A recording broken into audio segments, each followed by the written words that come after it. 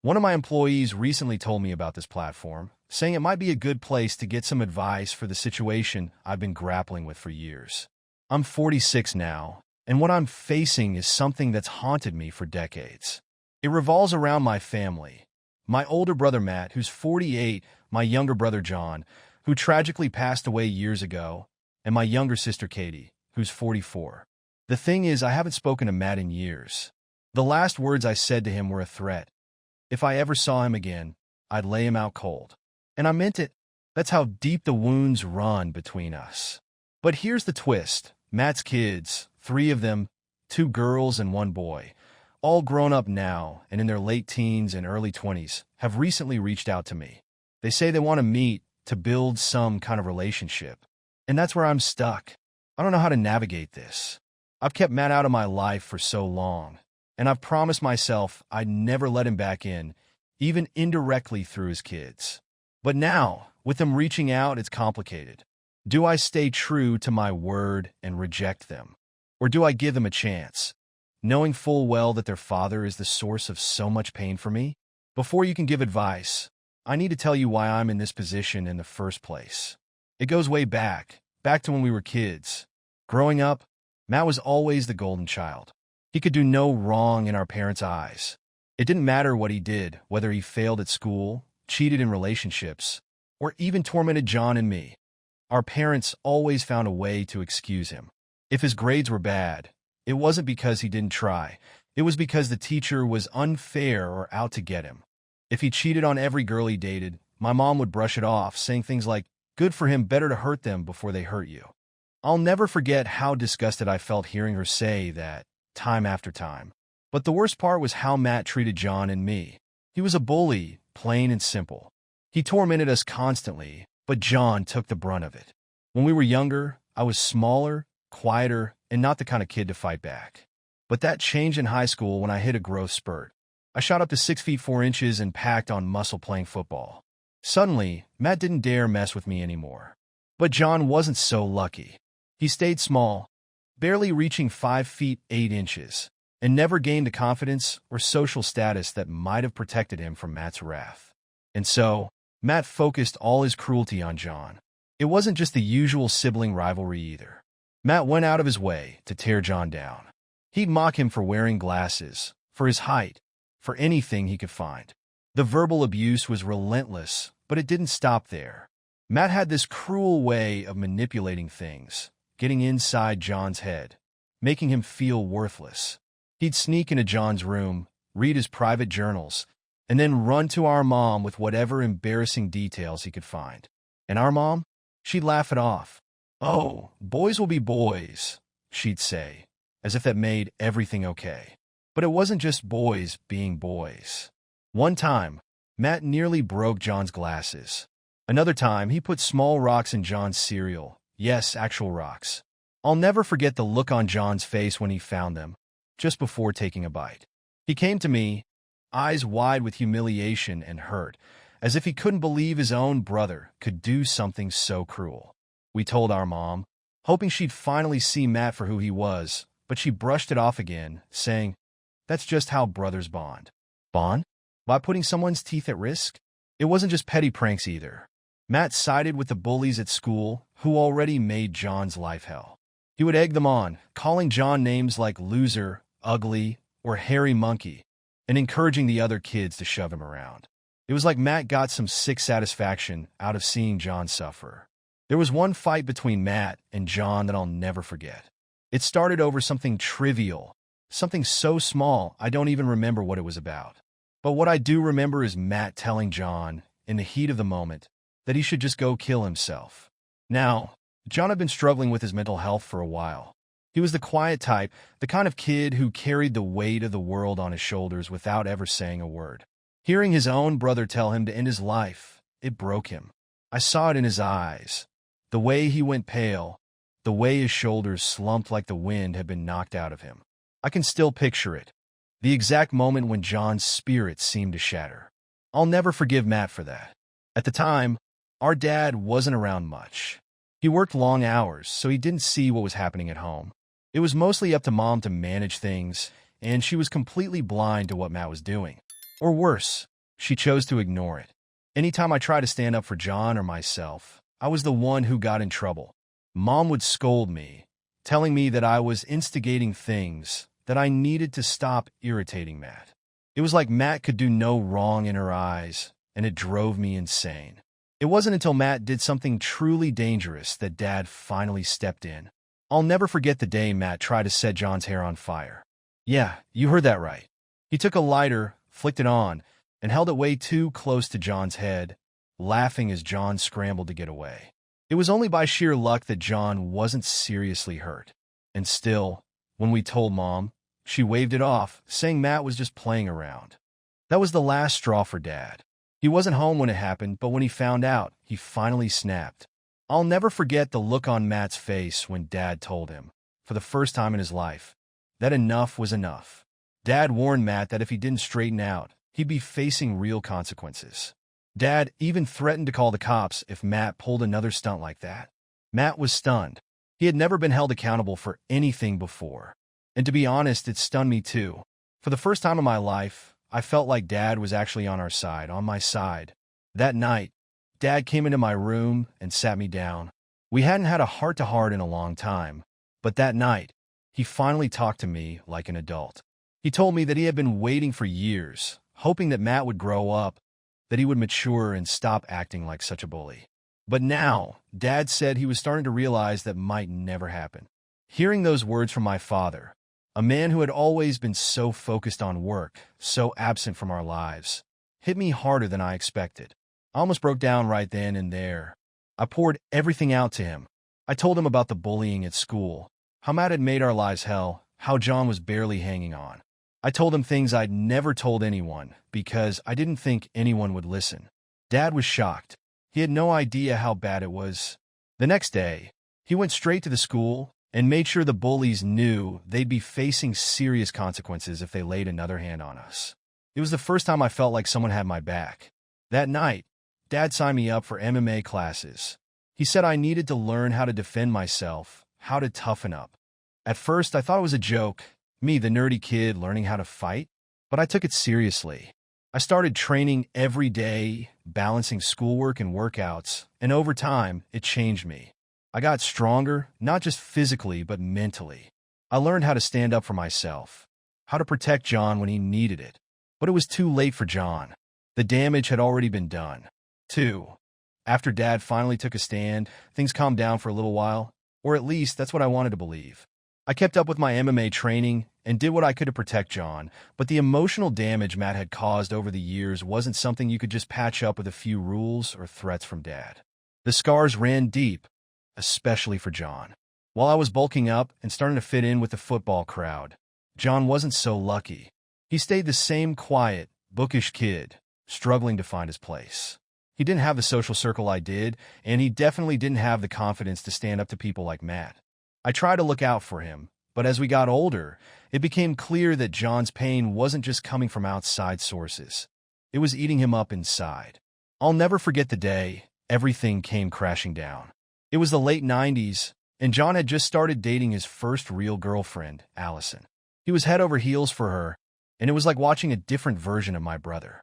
He was always smiling, always talking about her, spending every spare minute with her. For once, he seemed genuinely happy. Seeing him like that gave me hope. Maybe things were finally turning around for him. Maybe he was going to be okay. But, of course, Matt couldn't leave well enough alone. About a month after John introduced Allison to the family, he came home one day, beaming. He pulled me aside and told me that Allison was pregnant. I remember the way his face lit up when he said it, like this was the start of something amazing for him. He was scared, sure. Hell, he was just barely out of his teens, but he was excited. He was ready to step up and be a father. And I could see how much it meant to him. I'd never seen him so invested in anything before. But that happiness was short-lived. A week later, the truth came out. Allison had been cheating on John for the entire duration of their relationship, with none other than Matt. The moment John found out, it was like the light went out of him. That fire, that excitement for the future, it was gone in an instant. He didn't yell or scream. He didn't even cry. He just sat there, staring at the wall, hollow-eyed and empty. When he finally spoke, it was barely a whisper. How could he do this to me? He asked, not expecting an answer because, honestly, what could I say? How do you even begin to explain that kind of betrayal? I didn't have the words. I didn't know how to comfort him. All I could do was sit there, feeling a mix of anger, sadness, and helplessness. Matt had broken him in a way that none of the years of bullying could have done. This was different. This wasn't just Matt picking on John.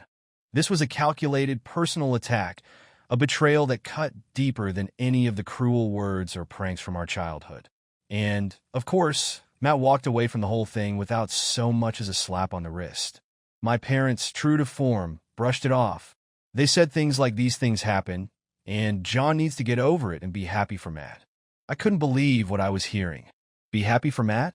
How in the world was John supposed to be happy for the guy who had slept with his girlfriend, the guy who might have fathered the child John had thought was his? It was like living in some kind of twisted nightmare. John was shattered, and no one seemed to care. Not our parents, not Matt, not even Allison. To this day, I've never seen someone as broken as John was in that moment. He was barely holding it together, and I could see it in his eyes. The despair, the hopelessness. It was all there, and I felt powerless to help him. The days that followed were a blur. John was quiet, distant. He stopped coming to dinner, stopped answering my calls. He didn't talk to anyone. It was like he was slipping away, and I couldn't do anything to pull him back. And then, just a week after finding out about Matt and Allison, it happened. I came home from work to find my mom in the living room, her face pale and tear-streaked. She was clutching the phone, shaking her head, whispering no over and over again. My stomach dropped. I didn't need her to say the words to know what had happened, but she said them anyway. John's gone. Gone. It didn't make sense at first. I kept waiting for her to say something else, something that would make it all make sense, but she didn't. John was gone. He had taken his own life. I can still remember the numbness that washed over me. I didn't feel anything at first, just this cold, empty void where my heart used to be. And then, slowly, the anger started to creep in. It was Matt's fault. I knew it. This wasn't some accident or some freak occurrence. John had been pushed to this point. He had been driven to this by years of torment, by Matt's betrayal, by our parents' blind favoritism. The funeral was one of the hardest days of my life. Seeing John lying there, knowing that I'd never get to speak to him again, knowing that he had suffered so much in silence, it broke me. But what broke me even more was seeing Matt stroll in arm with Allison, acting like nothing was wrong. They had the nerve to show up, as if they hadn't been the ones to drive John to his death. I saw red. If it weren't for the other family members there, I would have beaten Matt into the ground right then and there. I was so close to losing control, so close to letting all that anger, all that grief explode out of me. But I held back. Barely. But I didn't hold back when I told Matt that if I ever saw him again, I'd kill him. I meant every word. Shortly after that, I cut contact with almost everyone in the family. The only ones I kept in touch with were Katie and a cousin I'd always been close with. Everyone else had shown where their loyalty lay, squarely with Matt. They made excuses for him, for my parents, for the whole damn mess, and I couldn't stand it. I couldn't stand the way they twisted the story, making it seem like John's death was some kind of unfortunate accident instead of what it really was, a direct result of Matt's cruelty. For years, I carried that anger with me. I built a life without my family, without the constant drama and betrayal. I focused on my career, on building something for myself. I didn't get married, didn't have kids. Truth be told, I never wanted to. I preferred the role of the fun uncle to Katie's 2 daughters. They were the only family I needed, and for a long time, that was enough. But life is a way of digging up the past when you least expect it. It was a few weeks ago when Katie's daughters brought it up, how their cousins, Matt's kids, had been asking about me. They wanted to meet me, to build some kind of relationship. It had been over 2 decades since I'd spoken to Matt or anyone connected to him, and the thought of meeting his children stirred up something inside me that I hadn't felt in years. Anger, fear, maybe even curiosity. I didn't know what to do. On one hand, they were innocent. They had nothing to do with what happened between Matt and John. They were just kids, young adults, really trying to make sense of their family. But on the other hand, they were Matt's kids. Could I separate them from him? Could I build a relationship with them without letting Matt back into my life? I didn't have an answer. Not yet. All I knew was that after years of burying the past, the ghosts of my family had come knocking again, and I wasn't sure I was ready to face them. 3. After the conversation with Katie's daughters, I couldn't shake the thought of meeting Matt's kids. It weighed on me, especially at night when my mind would wander to places I didn't want to go. The idea of them reaching out after all these years, after everything that had happened, felt surreal. I had built my life around avoiding anything related to Matt, and now here were his children, asking to meet me. I held off at first, telling myself I needed time to process everything. But deep down, I knew I had to face this head-on. These kids didn't deserve to be punished for their father's sins. They weren't part of the mess that destroyed John, and I couldn't hold them responsible. So, after a few days of pacing around my apartment, I made a decision. I'd meet them, but on my terms. I reached out to Jessica, the oldest of Matt's kids. She was 21 in college and seemed like she had her life together, or at least as much as any college student could. I figured starting with her one-on-one would be easier than jumping straight into a meeting with all three of them. Katie's daughters helped me get Jessica's email, since I didn't have social media, and I shot her a message. To my surprise, she replied almost immediately, sounding excited to meet. That excitement caught me off guard. Why would Matt's kids want anything to do with me? Did they even know about the history between their father and me? Or were they just trying to fill in the gaps of their own lives, searching for a connection to the family they'd never fully known? Whatever the reason, I knew I had to at least give this a shot. We agreed to meet for dinner at a small restaurant near her college. I flew out, still unsure of what to expect, and arrived early to settle my nerves. I ordered a drink and found a quiet table in the corner, my mind racing with what I might say or how this would go. When Jessica walked in, I was struck by how much she resembled our mother. She had those same sharp features, the same piercing green eyes that John and I had inherited. Seeing her was like looking into the past, like seeing a reflection of a family I had long since buried. We exchanged greetings, did the usual small talk about school and work, but there was a tension in the air that neither of us could ignore. I could tell she had something on her mind, something she needed to say. After a few moments of silence, she leaned in and said, "I guess you're wondering why I wanted to meet you." I nodded, feeling that familiar knot in my stomach tighten. And then, just like that, she dropped a bombshell. It turns out that last year, during the pandemic lockdown, Jessica and her sister Sarah had decided to take one of those popular ancestry DNA tests for fun. It was supposed to be something lighthearted, a way to kill time during quarantine. But when the results came back, they showed something neither of them had expected. Jessica and Sarah were only half-sisters. I could feel the air leave the room as she said it. Half-sisters? What the hell did that mean? Jessica's voice trembled as she explained. She had gone to her mother, Angela, with the results demanding answers. And that's when the truth came out. Jessica wasn't Matt's biological daughter. She was John's, my younger brother, the one I had lost, the one who had been so brutally betrayed, was her real father. For a moment, I couldn't breathe. I couldn't speak. The weight of her words hit me like a truck, and it felt like the ground had been ripped out from under me. Jessica was John's daughter? How was that even possible? As I sat there, stunned, Jessica continued, telling me that her mother had been involved with both Matt and John around the same time. When she found out she was pregnant, she had chosen to stay with Matt, likely because he was the safe option, the one who could provide more stability. But deep down, she must have known the truth, that Jessica wasn't Matt's. The shock started to give way to anger. Matt had known. He had to have known, or at least suspected. And instead of doing the right thing, instead of facing the truth, he had raised Jessica as his own while treating her like an outsider. No wonder their relationship had always been strained. No wonder he had treated his other children better. He resented her. He resented John. And instead of owning up to his actions, he had taken it out on her, punishing her for something that wasn't her fault. The more Jessica talked, the more everything started to make sense. She told me about her childhood, about how Matt had always been distant with her, how he had always favored her siblings. She had never understood why, but now, with the DNA results in hand, she finally had the answer. As she spoke, I felt a deep sadness settle in my chest. Jessica had spent her entire life feeling like she didn't belong, and now she had finally discovered the truth, that her real father was John, the brother who had been ripped from my life far too soon. I could see the pain in her eyes, the confusion, the longing for answers. And I knew in that moment that I couldn't walk away from this. Jessica deserved to know the truth about her father. She deserved to know who John really was, and I was the only one who could tell her. We spent hours at that restaurant talking about John, sharing stories, laughing over the memories I had kept buried for so long. Jessica soaked it all in, hanging on every word as I painted a picture of the man her father had been, the man Matt had taken from us. By the time we left, something had shifted in me. It wasn't full closure, not by a long shot, but it was a start.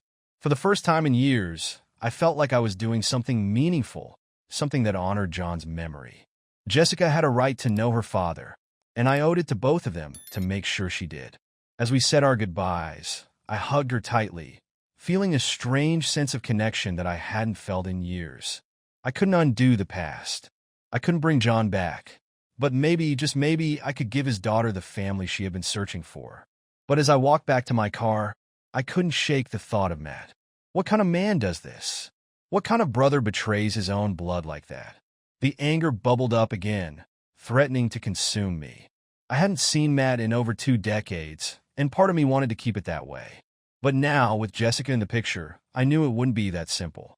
The past had a way of resurfacing when you least expected it.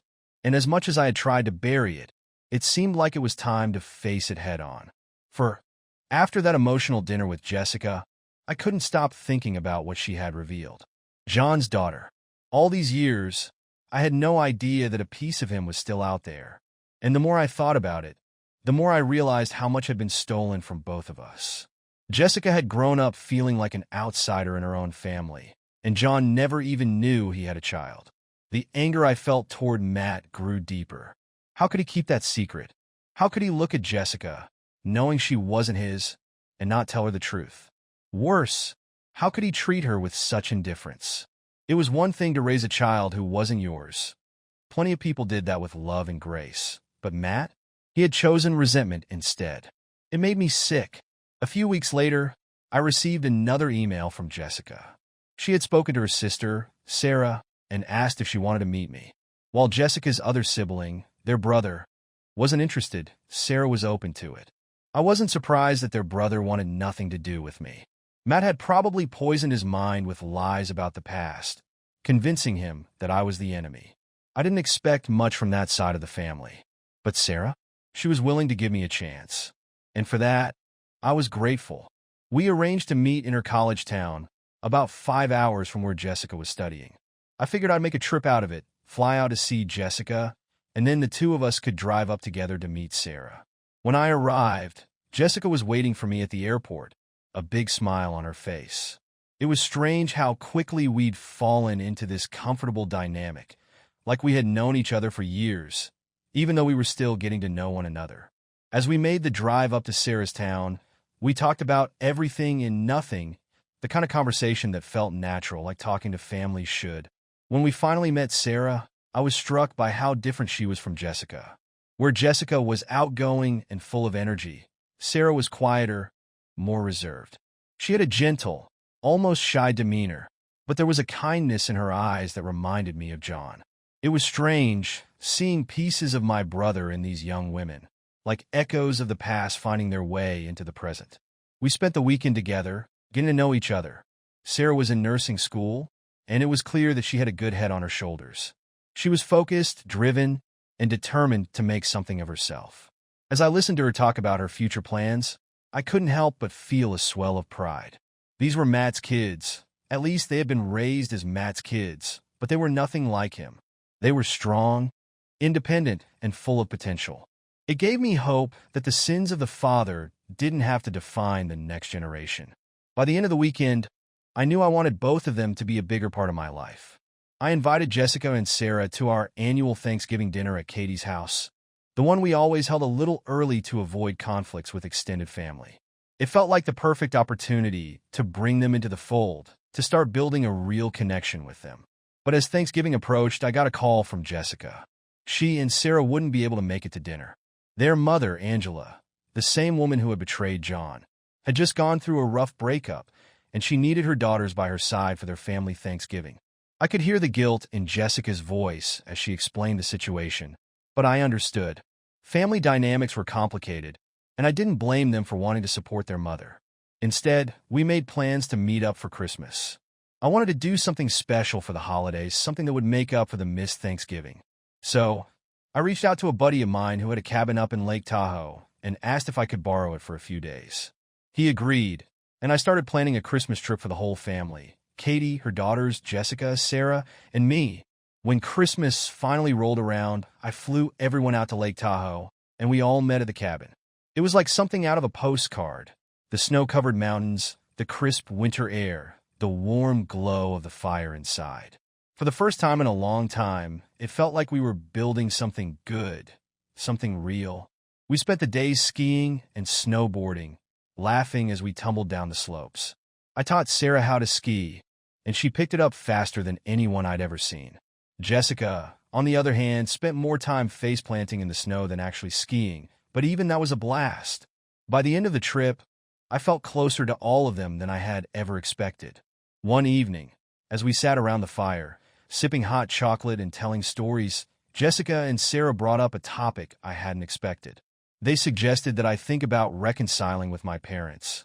It caught me off guard, but they explained that since the truth about Jessica's paternity had come out, my parents had become more isolated. Most of the extended family had cut ties after the fallout, and now my parents were mostly alone.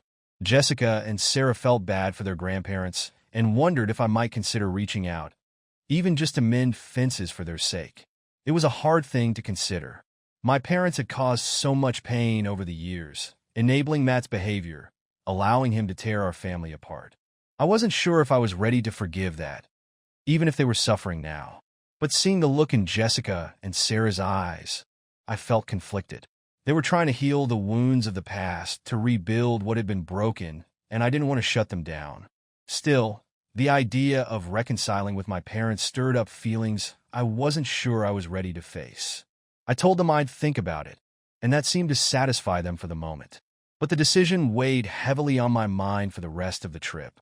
Could I really go back? Could I forgive my parents for everything they had done? I didn't know, and I wasn't sure if I ever would. After Christmas, life started to settle into a new normal. I kept in regular contact with Jessica and Sarah, visiting them whenever I could. I had built a strong connection with them, and it felt like I was finally starting to rebuild some semblance of family after all these years. But then, just when I thought things were calming down, Jessica introduced me to her new boyfriend at Katie's youngest daughter's 18th birthday party. Right away, I didn't like the guy. There was something about him, his attitude, his arrogance, that rubbed me the wrong way. He was too cocky, too sure of himself, and I couldn't shake the feeling that he wasn't good enough for Jessica. I kept my mouth shut, though. It wasn't my place to interfere in her love life. She was an adult, and she had the right to make her own choices, even if I didn't approve. But still, the whole situation left me uneasy. I didn't want to see her get hurt, and I couldn't help but feel protective of her, especially after everything she had been through. As for Sarah, she was thriving. She was excelling in nursing school, and every time we talked, I could see how much she was growing into her own person. I was proud of both of them, proud to be a part of their lives, even if I hadn't been there from the beginning. But the question still lingered. Should I reach out to my parents? Should I try to mend the broken bridges after all these years? I didn't have an answer yet. But one thing was clear. Jessica and Sarah had given me something I hadn't felt in a long time. Hope. And for now, that was enough. 5.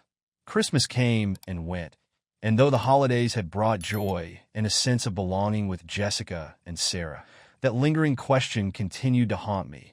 Should I reach out to my parents? Each time I thought about it, I was torn. The memories of the hurt, the neglect, and the favoritism that had defined my childhood came flooding back, and I wasn't sure I could ever forgive them for the way they had allowed Matt to treat John and me. It wasn't just about the things Matt had done. It was about the way my parents had stood by, watching, letting him get away with everything, excusing his cruelty, his selfishness, his complete disregard for anyone else. They had let him destroy our family, and when John needed them the most, they had turned a blind eye. How was I supposed to forgive that? But then there was Jessica. She had pushed for reconciliation, not out of selfishness, but because she felt bad for her grandparents. Despite everything, she still cared about them. And part of me wanted to believe that maybe, just maybe, my parents had changed. Maybe the years of isolation, the loss of so much family, had made them reflect on their mistakes. Maybe they were ready to make amends. In the weeks after Christmas, I spent more time with Jessica and Sarah, trying to get a better sense of where their heads were at. We continued our regular visits, often meeting up for lunch or just hanging out. One weekend, Jessica asked if we could go hiking, a way to clear our heads, she said. It was something I used to do with John all the time. The thought of hiking brought back memories of the two of us climbing trails, just the sound of nature and our quiet conversation as we worked through whatever was troubling us. During that hike with Jessica, she brought up my parents again. She wasn't pushing me, but she was clearly trying to make me see things from a different perspective. They're old now, she said as we reached the summit and paused to take in the view. They've lost a lot. I don't think they have much left, and maybe they've learned something from all of this. Maybe they regret the way things turned out. Her words hung in the air between us. I couldn't deny that she had a point. My parents weren't getting any younger. Time had a way of softening even the hardest hearts, and maybe, just maybe, they had started to see the error of their ways. But was that enough? Could I ever truly forgive them, even if they were ready to apologize? And what if they weren't? What if nothing had changed? I don't know, Jess, I replied, my voice heavy with the weight of the years of pain. There's so much bad blood between us.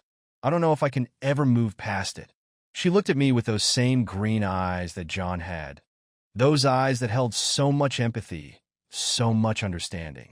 I get it, she said softly. But you're never going to know unless you talk to them. At least give yourself the chance to hear what they have to say. I knew she was right, but it didn't make the decision any easier. The idea of sitting down with my parents, confronting them after all this time, terrified me. What if it opened old wounds that I'd spent years trying to heal? What if it led to more disappointment, more heartache? But the more I thought about it, the more I realized that I couldn't avoid it forever. Ignoring the issue wasn't going to make it go away. And I couldn't let Jessica and Sarah's hope for reconciliation weigh on my conscience, knowing that I hadn't even tried. A few days after that hike, I made up my mind. I was going to reach out to my parents. I wasn't sure what I was expecting, an apology, an explanation, maybe even an acknowledgement of the pain they had caused, but I knew that I needed to hear something from them, even if it wasn't what I wanted. The first step was making the call. I had their number, but I hadn't used it in years. As I stared at my phone, my hand shook slightly. Part of me wanted to throw the phone across the room, to erase their number and continue with my life as if they didn't exist. But another part of me, a part that had been growing louder since Jessica and Sarah came into my life, pushed me to dial. The phone rang. Each ring felt like an eternity. I half expected it to go straight to voicemail, but then a voice I hadn't heard in years came through the line. Hello. It was my mother. For a moment, I couldn't speak. My throat tightened, and the words I had rehearsed in my mind vanished. But then, I took a deep breath and forced them out. It's me. I think we need to talk. There was a pause on the other end. I could hear her breathing, and I wondered what was going through her mind. Had she been waiting for this moment too? Did she feel the same sense of dread and uncertainty that I did? Finally, she spoke, her voice softer than I remembered. I'm glad you called. We arranged to meet at their house the following weekend. I wasn't sure if I was ready for this, but there was no turning back now. I had made the decision, and I had to see it through. The day of the meeting, I drove to my parents' house, the same house where I had grown up, where so many memories, both good and bad, still lingered in every corner. As I pulled into the driveway, I felt a wave of anxiety wash over me. This was the place where so much pain had been caused, where I had spent years feeling like the black sheep, the outsider in my own family. Could I really face them here, in this place? I sat in the car for a few minutes, trying to calm myself down. Then, with a deep breath, I stepped out and made my way to the front door. Before I could knock, the door opened, and there stood my mother. She looked older, more fragile than I remembered. Time had not been kind to her, and I could see the years of stress and regret etched on her face. Come in, she said quietly, stepping aside to let me in. I followed her into the living room, where my father was sitting in his old armchair. He looked up as I entered, and for a moment, we just stared at each other. There was no warmth in his eyes, but there was something else, something I couldn't quite place. Was it guilt? Regret? Or just the weariness of a man who had lost more than he ever expected? We sat down, the silence between us heavy and uncomfortable. Finally, my mother broke the silence. "We've missed you." I didn't know how to respond to that. Part of me wanted to say that I hadn't missed them, that my life had been better without them in it. But that wasn't entirely true. There had been times, especially after John's death, when I had longed for some kind of connection, some kind of closure. And now, here I was sitting in front of them trying to figure out what that closure might look like. "I don't know where to start," I admitted, my voice sounding foreign in my own ears. My father leaned forward in his chair, his hands clasped tightly together. "We've made a lot of mistakes," he said slowly, as if choosing his words carefully. "We should have done better. With you, with John, with everything." Hearing him say that, acknowledge, even in the smallest way, the pain they had caused, felt like a weight lifting off my chest. It wasn't an apology, not yet, but it was a start. "We let Matt get away with too much," my mother added, her eyes downcast. "We were blind to what was happening. We thought we were doing the right thing, protecting him, but we didn't see how much it was hurting you and John." Her words hit me hard. For years, I had been carrying around the belief that they had chosen Matt over me and John, that they had willfully ignored the damage he was doing. To hear her admit that they had been blind to it, that they hadn't understood the full extent of what was happening, made me feel conflicted. I wanted to be angry. I wanted to scream at them for not seeing the truth sooner. But at the same time, I could see the regret in their eyes, the sorrow that had been eating away at them for years. And part of me, a part one hadn't even realized was there, wanted to forgive them. "I needed you," I said quietly, my voice barely above a whisper. "John needed you, and you weren't there." My father nodded, his face grim.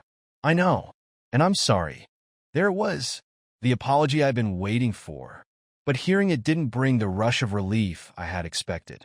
Instead, it left me feeling hollow, like a wound that had been reopened and left to bleed. "I don't know if I can forgive you," I admitted, my hands clenched into fists. "There's so much that can't be undone." My mother reached out, her hand trembling as she placed it on mine. "We know. We're not asking for everything to be fixed. We just want a chance to make things right as much as we can." I looked at her, at the desperation in her eyes, and for the first time in years, I felt a flicker of compassion. Maybe they couldn't make everything right. Maybe some wounds were too deep to heal. But they were trying, and that had to count for something.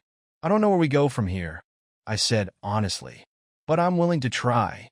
And in that moment, surrounded by the ghosts of the past, I realized that trying was the best any of us could do.